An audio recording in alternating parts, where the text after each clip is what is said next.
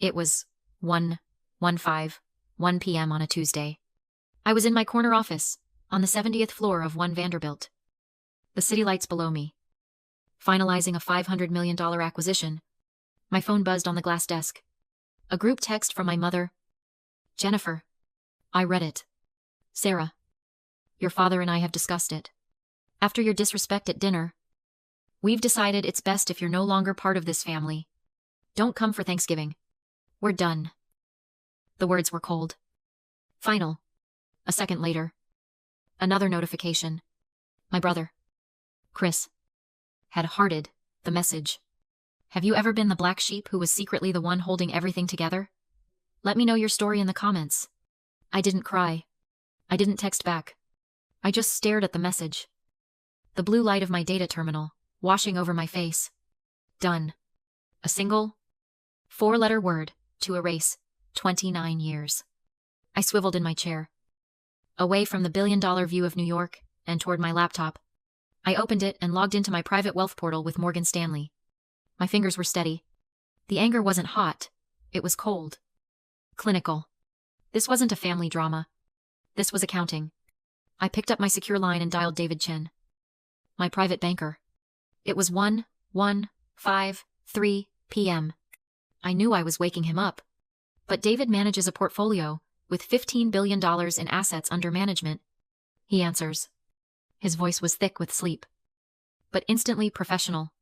Sarah, is everything all right? David. I apologize for the hour. I need to make some immediate changes. I settled back in my chair. My voice flat. Liquidate the Miller Family Trust at market open. All automated payments from my main accounts are to be canceled. Effective immediately.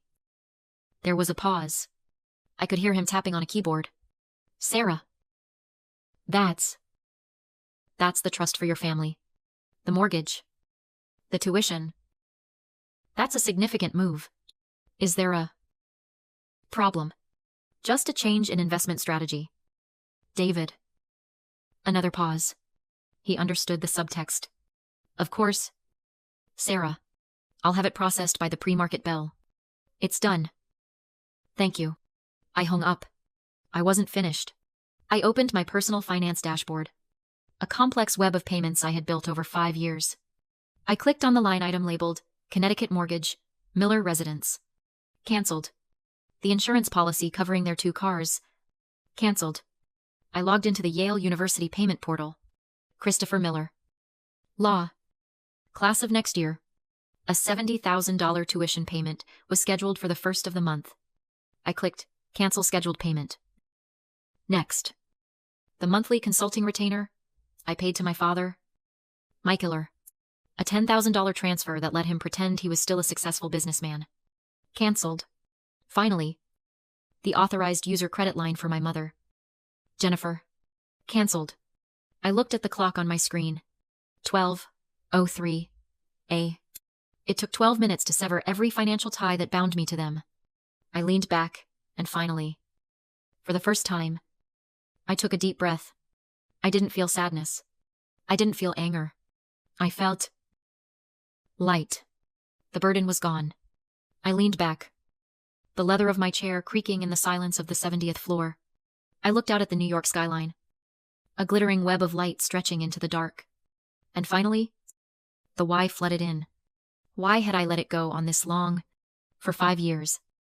I had been the Miller family's secret benefactor. The charity case daughter was, in reality, the sole source of their affluent lifestyle. I pulled up the master spreadsheet I kept hidden on a secure server. The total was staggering. Even to me. $25 million. Funneled quietly into their lives while they openly pitied me for not having a real job.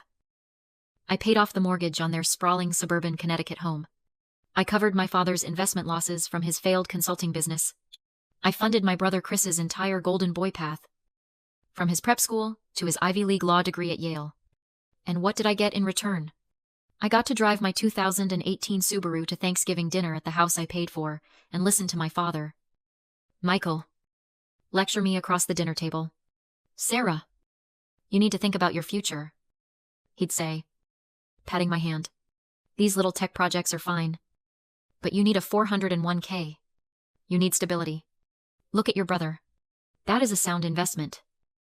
I just nodded. And smiled. And passed the potatoes. The truth is, I hadn't been lying to them. Not really. I had been living a partitioned life. It's a psychological survival strategy. You compartmentalize. On one side of the partition was Apex Strategies, my hedge fund. The CEO who managed $15 billion in assets under management and employed 200 people. The woman who closed $500 million deals before midnight. On the other side was just Sarah, the disappointing daughter, the one who was still finding herself, the one who wore jeans to family gatherings because she must not have a professional wardrobe. I built that wall intentionally. It was the only way to keep the person I had to be from completely destroying the people they needed me to be. It was the only way to protect my success from their judgment, their questions, their inevitable attempts to manage it for me. And, as I was finally admitting tonight, it was the only way to protect their fragile egos from my reality. I had been their safety net. And tonight, they hadn't just disowned me. They had, with one text message, finally given me permission to cut the ropes. I didn't have to wait long. The next morning, my phone started exploding. Not with apologies. Or questions. Or maybe we went too far. It was pure, unfiltered rage. I let the calls from my mother go to voicemail. I ignored the texts from my brother. Chris. That just said, followed by call Dad. Now. Then. My father. Michael. Called. I let it ring twice. Then answered. Putting it on speaker. I didn't say anything. I just heard sputtering. Sarah. What did you do? I stayed silent. I just listened to him breathe. A sharp, angry sound. I just got a call from Yale University, he yelled. His voice cracking. Your brother's tuition payment. It bounced. Bounced! Do you understand me? I told them the trust had it. I looked like a fool. I examined a data chart on my screen, tracking the pre-market opening in Asia. Are you listening to me? He shouted. This is exactly what I'm talking about. This is what happens when you don't have a plan. Sarah, you're almost 30 years old. When are you going to grow up?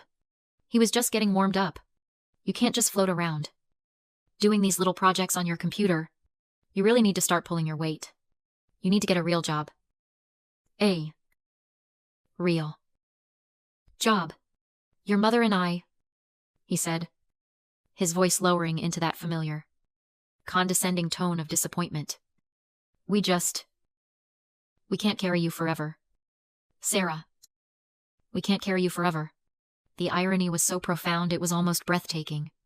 It was a physical weight. He was standing in a house I paid for, demanding I get a real job so I could pull my weight and fix a problem that he was only experiencing because I had, 12 hours ago, stopped paying for his entire life from my unreal job. I'd felt a small, lingering flicker of guilt that morning. A little voice asking, was it too much? That phone call didn't just extinguish the guilt. It erased it. It burned the very memory of it from my mind. He hadn't just confirmed my decision. He had made it the only logical path forward. I pressed the end call button, my hand perfectly steady. I hadn't said a single word. After I hung up on my father, my resolve didn't just harden. It turned to ice. This wasn't just a family spat anymore. That phone call. The sheer, unadulterated entitlement. The rage. It made me realize this was now a financial decoupling. This was a liability. What if they tried to sue me? What if, in their delusion, they tried to claim I owed them a lifestyle? I contacted my personal attorney. She's one of the sharpest corporate lawyers in New York, and she doesn't handle family drama. But when I explained the situation, she immediately understood. Sarah, she said, her voice crisp and devoid of emotion. This is no longer a family issue. It's a liability issue. Your father's call is a perfect example of their perceived entitlement. We need to draw a hard, legal line to protect your assets. And Apex, from any future claims. We need to formally document their non-entitlement to your holdings. A few minutes later, an email landed in my inbox. An authorization to draft the initial cease and desist letters and financial separation notices. My cursor hovered over the authorize button. For a split second, he hesitated. Is this too much? This is my mother? My father? My brother? That little girl part of me? The one who had spent 5 years and $25 million trying to buy their approval. Still wanted to protect them. And then, as if it was projected onto my screen, a memory hit me. It was sharp. Clear as glass. Christmas. 4 years ago. We were all at the Connecticut house. My house, the fireplace roaring. The tree glittering. My father, Michael, stood up, raising his glass of wine for a toast. To Chris he beamed, his voice thick with pride. He got the news today. Yale Law. To the Miller, who will finally build a real legacy. Everyone cheered. My mother was crying tears of joy. I was buzzing, too. But for a different reason. I had just gotten off a 7-hour call that morning. My fund, Apex Strategies, had just landed its first $50 million institutional investment. It was the moment my entire life had changed. The moment I knew I wasn't just good, I was one of the best. I waited for the applause to die down. And I was smiling, vibrating with my own news. Dad, that's incredible. And I have some amazing news, too. I just landed my first $50 million client for my fund. I was so proud. I was just waiting for him to see me. My father. He laughed. A short, dismissive chuckle. He walked over, clapped me on the shoulder, his eyes already turning back to Chris. That's great, honey, he said, loud enough for the whole table to hear. It's nice you have a little hobby. A hobby. $50 million. A hobby. The memory faded. But the chill of it snapped me back to the present. The hesitation in my chest, that tiny flicker of guilt, vanished. It was replaced by cold, hard steel. They didn't see me. They had never seen me. They saw a hobbyist, a child, a charity case. I looked back at the email to my lawyer. My hand was rock steady. I clicked authorize. Then I typed a reply. Do it. Draw the hard line. And document everything. 2 days passed, in a strange, quiet blur. The angry texts from my family had slowed to a trickle, then stopped, replaced by a wall of confused, sullen silence. I was in a meeting, reviewing quarterly projections with my senior analysts. When my personal attorney's name flashed on my phone, I held up a hand. Excuse me. Everyone. I need to take this. I walked into my private office and closed the heavy glass door. The city's midday hum disappearing. Hey, I said. Is everything ready? Sarah, she replied. And her voice was completely different. The usual corporate crispness was gone. It was replaced by something grim. Something hesitant.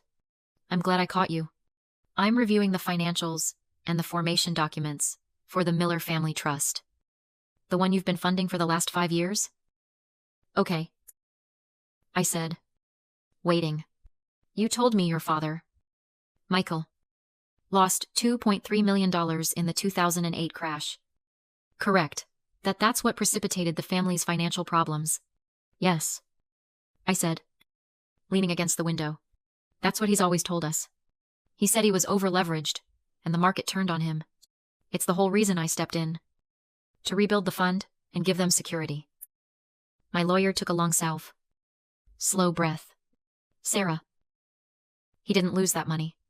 Not in the way you think. The blood in my veins turned to ice. What do you mean? Did he hide it? No, she said. It was seized. I've pulled the public court filings. Your father, Michael Miller, wasn't a victim of the 2008 crash. On a small scale, he was one of the causes of it. I stopped breathing. What are you talking about? He was charged by the SEC for felony insider trading. It was a nasty case. Apparently, he'd been trading on non-public information from a client. He got out of it with a plea deal, full forfeiture of the $2.3 million he made illegally, a $500,000 fine, and a 10-year ban from the entire securities industry. I slid into my chair. My ears were ringing. Banned from the industry. My lawyer continued. Her voice, gentle now. Sarah. He avoided jail time. But he was ordered to pay restitution. He never paid it. The trust fund he had you rebuild? It wasn't a family fund. He was managing. He can't legally manage anything. She let the silence hang for a beat. The Miller Family Trust.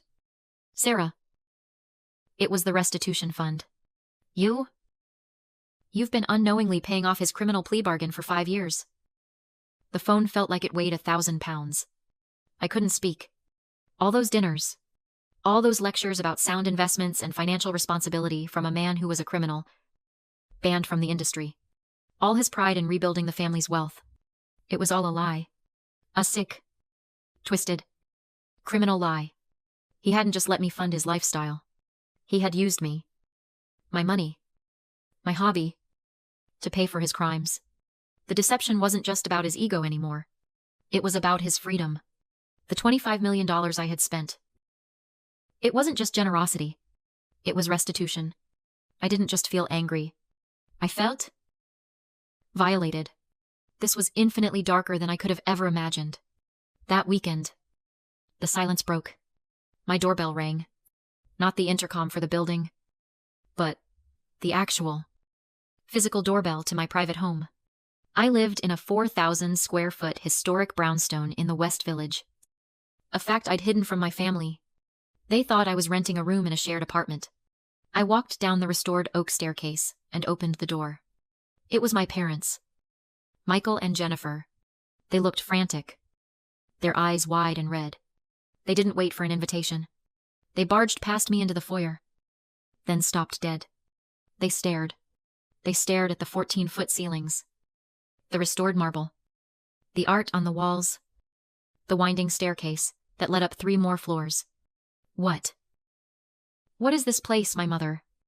Jennifer stammered. Her hand was at her throat. I thought. You rented a room. I own the building. I said. My voice was flat, echoing slightly in the large space. My father, Michael, didn't even seem to register his surroundings. His bluster, his condescension, his pride, it was all gone. He looked small. He rushed toward me, his hands shaking. Sarah, please, he said, his voice a hoarse whisper. You have to help us. They're reopening the SEC case. They're saying the restitution is in default. They're talking about Yael. Sarah. Jail. For me. I just looked at him. I know. Those 2 words hit him harder than a slap. He was desperate now. Grasping at anything. I knew you were helping. Sarah. He lied. His eyes darting between me and my mother. I knew you were successful. I was testing you, to see if you'd learned responsibility. A test. This was the moment. The final partition in my mind dissolved. A test, I said. My voice was so cold. So quiet. It cut through the room. Then, you also knew that the $2.3 million you lost in 2008 wasn't lost. My father froze. You knew it was seized by the SEC for insider trading. I continued, walking slowly toward him. I have the documents. Dad. The fund I built. The one I've been funding for 5 years.